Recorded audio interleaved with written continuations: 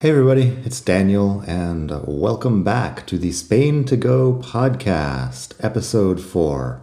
I'm back in Barcelona today, but last week I was in Madrid doing a little bit of journalism about the situation with everything being open.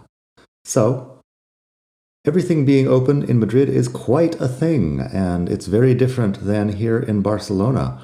A lot of people are worried that everything being open in Madrid is going to create a fourth wave of the coronavirus while we're still waiting on the government to actually vaccinate people. The vaccination campaign has been going very slowly. Everyone is just wondering why they haven't vaccinated more people yet. But they're trying. I suspect it's a large, complex issue, and they're doing the best they can, sort of. But anyway, the situation here in Barcelona is that the restaurants are closed at 5 p.m. and bars are closed at 5 p.m. The only thing they can do after 5 p.m. is takeaway, and I live here in the center of Barcelona, where several times I've seen the police. Basically every day I see the police going out after 5 p.m. and dispersing anybody who seems to be gathered. So the kids will go out and get takeaway from the bars and do botellón, or there will be young, healthy people exercising in the fresh air. And if there seems to be more than 5 of them, the police will go out and disperse them, which I do not like at all. But that's the new reality we live in, where healthy people enjoying themselves outdoors is a public crisis that needs to be dealt with heavy-handedly. Anyway, the context in Barcelona is very different than what's happening in Madrid, because in Madrid, basically everything is open. I was there last week, like I said. The discos are open at, 4 p.m. The discos open up. They're closed at 11 when the curfew begins. And yeah, it's just so different. I've got an article on the blog which you could take a look at, expatmadrid.com, and this is going to be a little bit like that. Also, I must say that the situation in Barcelona now is an improvement over the previous situation, where bars and restaurants were only allowed to open for a couple of hours in the morning and a couple of hours at midday. Now it's continuously from, I believe, 7 or 8 in the morning until 5 p.m. So that is a little bit better. But the thing that worries me is that it's really obvious that this is ruining the lives of a lot of small business people and the people who work in them. I know a lot of people.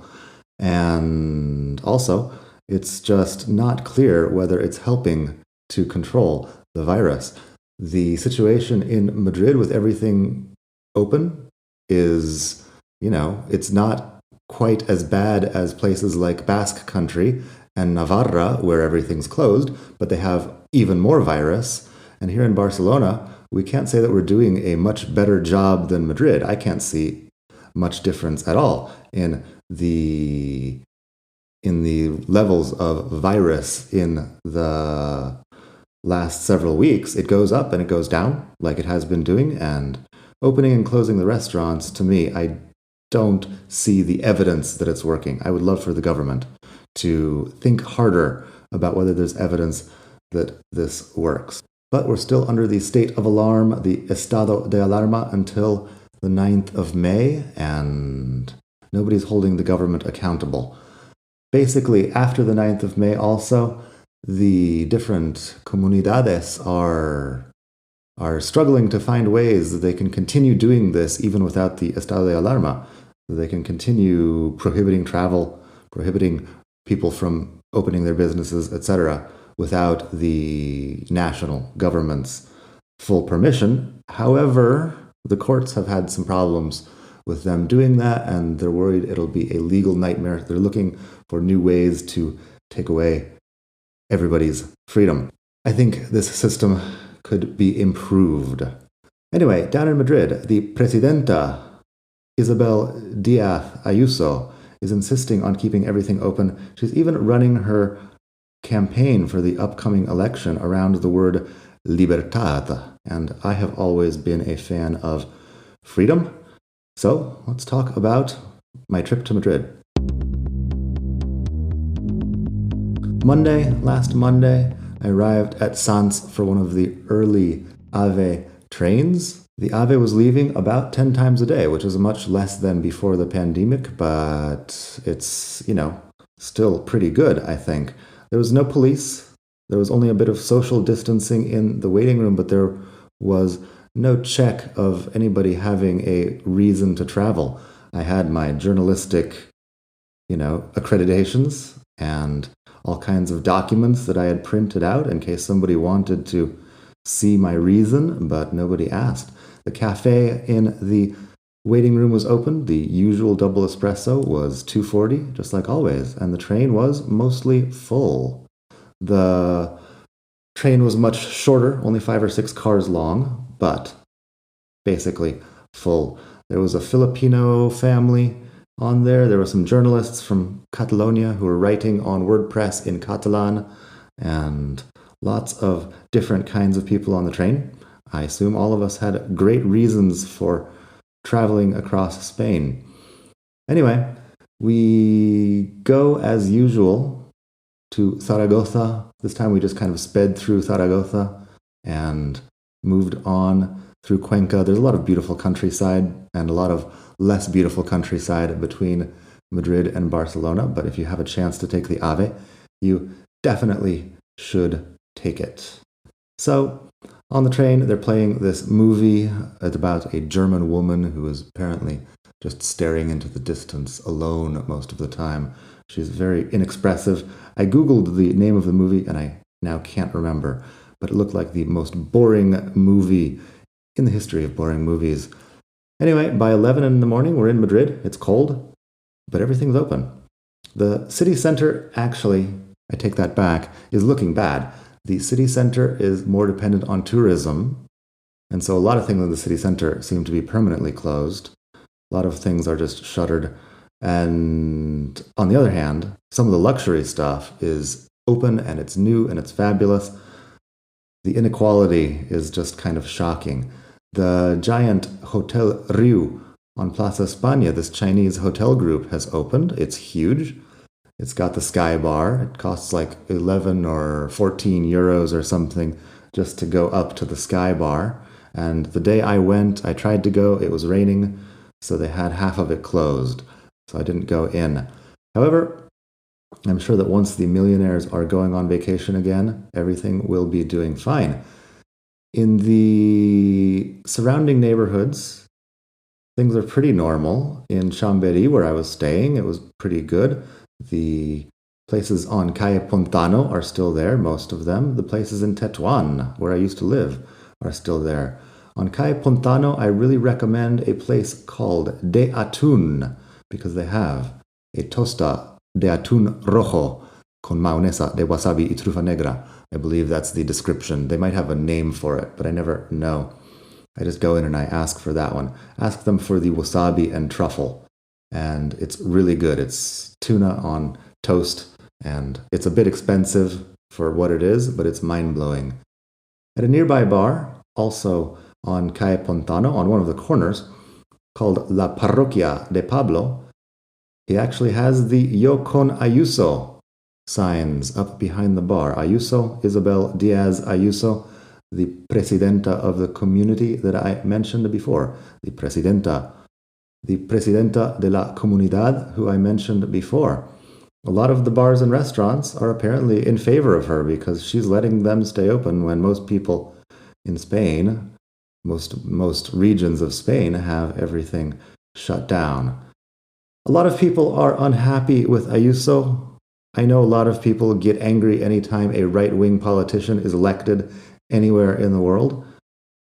And I don't know very much about Ayuso's politics. What I do know is that I'm from one of the most conservative places in the US, and most Spanish politicians would be on the far left compared to anything we have in the US. Even the conservatives here are generally supportive of large welfare states and generally, free healthcare And the pension system, nobody's going to touch it because it's just not going to be good politics for anybody to try to make people pay for health care. So, is Ayuso some sort of wacky right-wing person? Not really by my standards. I've seen on Facebook people commenting about how she's an idiot, and I saw the list, the Huffington Post has a list of the 20 worst things that Ayuso has said, and I took a look at the list and I tried to imagine being the kind of person who was offended by these types of things. You know, some of them were badly worded, some of them were not particularly sentiments I agree with, but it's hardly like she's any sort of nut job.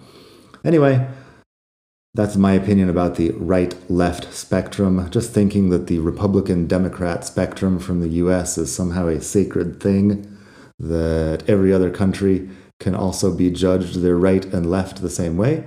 I think that's nonsense.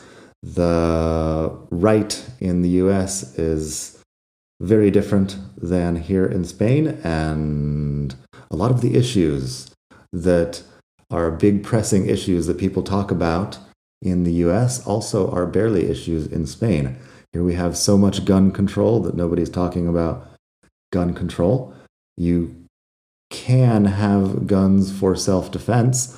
I looked into it, but there's a sort of long bureaucratic procedure where you have to actually prove that your life is in danger. So it's generally people who, maybe ex-military people who, you know, might have enemies out there. I don't even know. There's jewelers, apparently, who get robbed a lot, might be able to carry a weapon. But otherwise, there's some small number of actual licenses for guns in Spain. So it's hardly an issue. Other things that are huge issues in the US are just barely issues here. And yeah, nobody's talking about them. So just calling it right and left as if it's the same thing everywhere, I think is not giving us an accurate picture of politics. Anyway, that's a topic for another day. Back to Madrid. My favorite places in Madrid that are still around, Casa Toni, for example, Calle Cruz, number 14, Casa Toni. I love this place. I've been there so many times over the period of about 10 years, maybe more now. Casa Toni has the oreja de cerdo, the pork ear on the hot plate, on the griddle, that is great. And then up in Tetuan, in my neighborhood, Matcha is a sushi restaurant that I always used to go to. They're still there. It's beautiful. Nice people. Reasonably priced sushi. Not amazing, but very good quality for what it is. Anyway, a lot of the cheaper places seem to be closed, like I said, and I suspect once the furlough plans are over and the banks are allowed to repossess people's houses and there's a moratorium on people being kicked out of their houses for not paying rent also, I believe. So once that's over, which could be pretty soon here, I think we're going to see some economic destruction. Anyway, there's a lot of construction to counteract the destruction. There's a lot of construction in the center of Madrid. They're repairing some things, they're fixing up the streets, and they're building fancy new luxury stuff. So it's also possible that we'll get out of this a little bit better than before. But what do I know? I guess we'll just have to see. A lot of places, except for the face masks, it's just like the before times. On Friday, I went out with a former student and a friend of hers. We were in Chambéry. We were drinking beer in the beer district. There's an international beer district there, right off Plaza de Bilbao. There's one of these streets that goes up that's got all these international beer places. And we were there. By 9 p.m., the place had filled up. There was a table of 60 and 70-year-old people, 2 feet from my elbow, who were just enjoying their lives with apparently no fear of the virus. Perhaps vaccinated, perhaps just not worried anymore. Anyway, in Barcelona, it's just shocking to come back here and see the difference. So I arrived back here last night, and I don't know, it's mid-April, and we're just hoping that by the end of April or early May at the latest, everything will be back to normal because they will have vaccinated more people, the estado de alarma will be concluded, and we'll be living our best lives here in this beautiful city when it's open.